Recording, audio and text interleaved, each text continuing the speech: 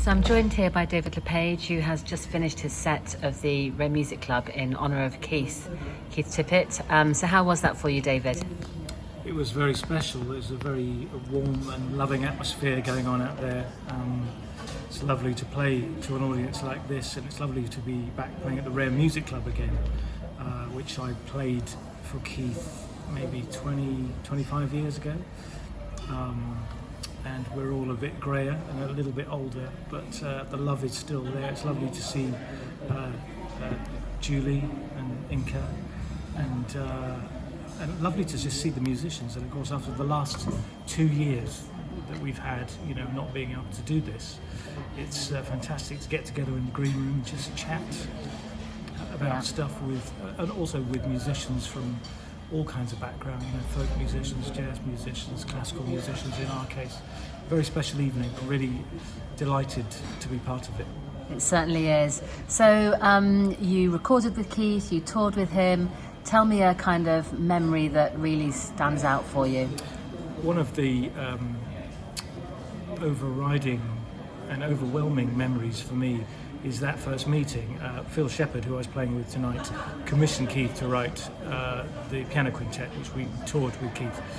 But the first time we got together, nothing had been written, so this was just a kind of fact-finding, get-together, play together. Of course, we're not, really improvising musicians in the way that Keith is. So we got together in Bracknell, and we got into a room with a piano and the four of us, and we just played, and it was the most extraordinary, transcendent experience being in that room with him and listening to him and him listening to us. And it was I've never forgotten that experience, and there were so many more like that as well, but that first one is always a very special thing and something I'll never forget.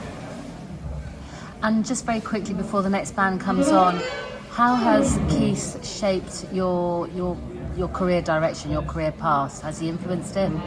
Yes, so much. I mean, I wouldn't be doing what I'm doing now in terms of the career that I have. I'm artistic director, so I'm in charge of programming and putting together nights in a similar vein to this, but in the classical world, and also bringing together musicians from lots of different genres. I'm so passionate and fascinated by that, and having seen Keith do that all those years ago, it's something that really inspired me, and also not to just follow a narrow path as a musician.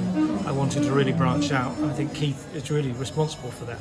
Yeah, so he's kind of influenced you not only as a composer and performer, but also in your programming and... Absolutely, and as I say, in the kind of career that I find myself in now, it's something that I always wanted to do, and I know that Phil Shepherd feels the same about that as well. So we're very grateful to Keith, so thank you, Keith. And just finally, there was a little in-house joke, wasn't there, about dress code before the gigs? Tell me more. Well, whenever we were playing together, we'd always have a chat before on the phone or when we actually got to the gig. And Keith would say, we said, what's the dress code? And he'd say, well, it's either jeans or tweed. Jeans or tweed. And what are you wearing tonight, David? Well, I'm jeans, definitely, but I did bring a tweed jacket, but I didn't play in it. So I could have been double tweeding jeans. So. Perfect. Well, thank you very much for coming, and it's been great to see you again. Thank you.